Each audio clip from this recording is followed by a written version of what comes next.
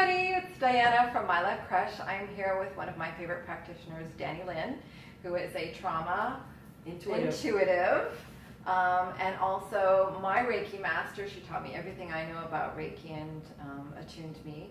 And with that, she brings her expertise as being a Reiki practitioner and craniosacral therapist, and also an artist and a writer to all the work that she does. So let's start. Let's start. Yeah. So Dany, please tell me just how you got into this amazing work that you've done. Well, I would say that the first part of the journey was my own healing. So I was an opera designer, set and costume designer at that time, and it was really more than a decade even journey of healing.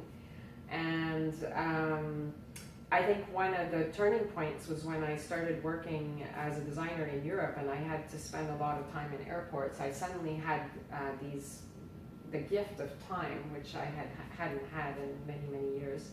And I started to read about Reiki, about craniosacral therapy, about energy medicine in general. I had to sort of occupy that void with something that initially I thought I was just deepening my own healing, which of course I was, but I was also unconsciously preparing for my next career. So I was studying. I didn't quite know it at the time, but I definitely laid in a pretty solid foundation at that time. That's excellent. In addition to that, can you just give some advice to our audience around meditation? Because I know that from my experience, there's such resistance to meditate. Being mindful is one thing, but there's a perception that meditating is so difficult. Sitting for an hour and being in your head is a scary place.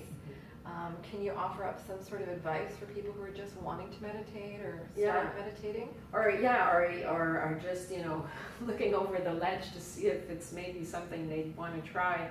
I think the thing to think about is that meditation, I think, first and foremost, is a time of rest.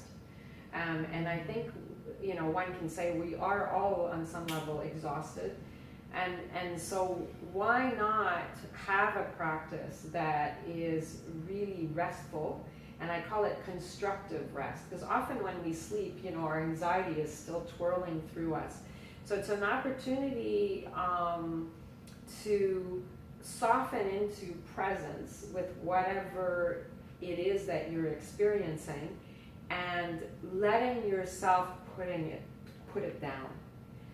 And what I recommend is a practice as well, and the Tibetan Buddhists are onto this, so I didn't invent this, but it's really good if it's useful to do a seated practice, and I would suggest 12 minutes, and then 6 minutes of walking meditation, and then 3 minutes of standing meditation. That sounds It's doable. a great, exactly. So you're not just sitting there going, oh my God, I'm not talking to God yet. I can't possibly be doing something. I'm doing it all wrong.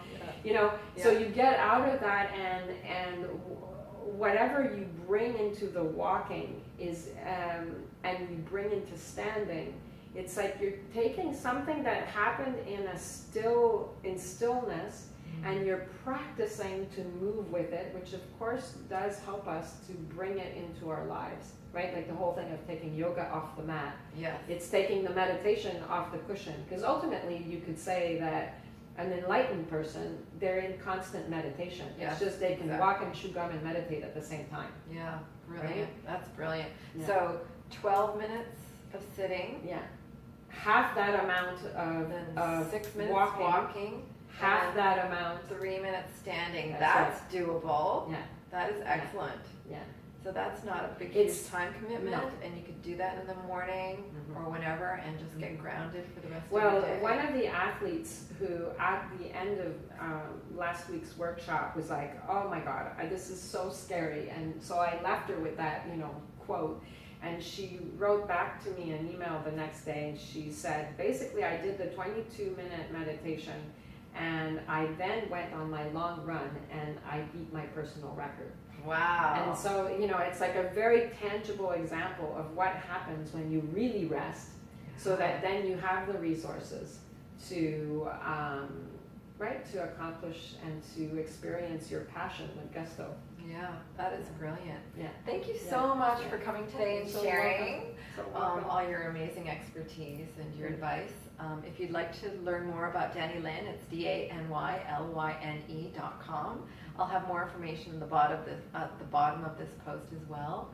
And so thank you very much, Dany. You're welcome. And see you guys later. Bye. I love you.